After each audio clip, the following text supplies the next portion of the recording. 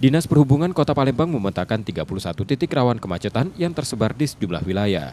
Kepadatan lalu lintas dipicu beragam faktor, mulai ruas jalan di sekitar pasar dan sekolah hingga kapasitas infrastruktur yang tak lagi memadai. Kita akan rapatkan dalam forum, karena kemacetan ini kan tentunya ada pihak-pihak lain yang akan kita ajak rangkul bersama. Ya. Masalah pasar, mungkin masalah sekolah, mungkin nanti ada masalah prasarana jalan, ya, jalan sempit perlu dilebarkan. Untuk menekan kemacetan, Dishub menyiapkan langkah penanganan dengan melibatkan sejumlah pihak untuk mencari solusi efektif dan berkelanjutan. Nur Muhammad, Kompas TV, Palembang, Sumatera Selatan.